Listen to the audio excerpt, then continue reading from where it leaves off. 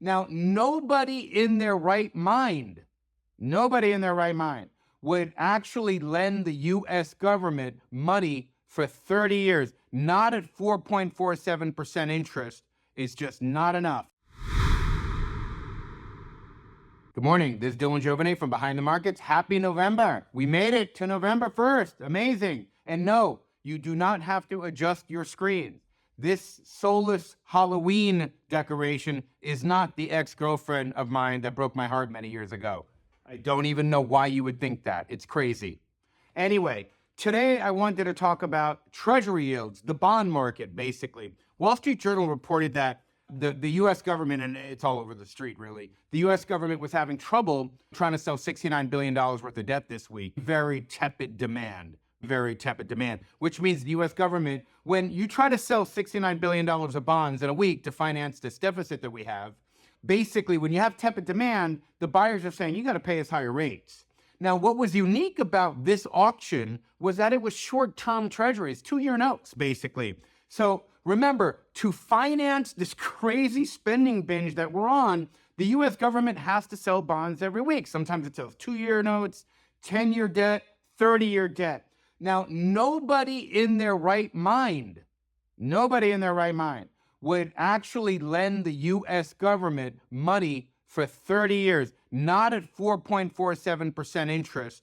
It's just not enough. And that's what it's paying right now. It's just not enough. In other words, 30-year debt is mispriced because all roads lead to inflation, no matter how you slice it, unless one of the candidates who gets elected really clamps down on spending, all roads lead to inflation. And I don't know about you, but both of these candidates, both of them, whether you go left, whether you go right, both of them seem to be promising everything to everybody. I don't see spending getting any better, personally. That's why we've been recommending short-term notes. But here's the challenge with that. The government is selling 2-year notes. That means that when interest rates spike, when they go higher, the U.S. government will have to refinance those notes in 2 years and pay higher interest. As 30-year notes are not paying enough, and these investors are walking away, and they start saying to the U.S. government, look, we'll buy 2-year notes, sure, but you got to pay us more than you're paying us. That's what investors are saying to the United States government. That comes up for renewal every 2 years. Every 2 years, those bonds expire, and they got to issue new debt.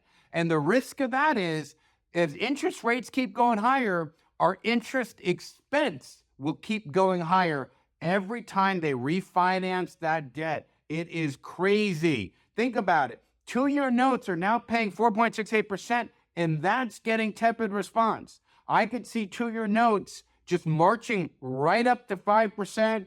I could see 30-year notes marching to 6%, 7%, which means bond prices go down. Remember, there is an inverse relationship between yields and bond prices. If yields go up, bond prices go down. If yields go down, bond prices go up.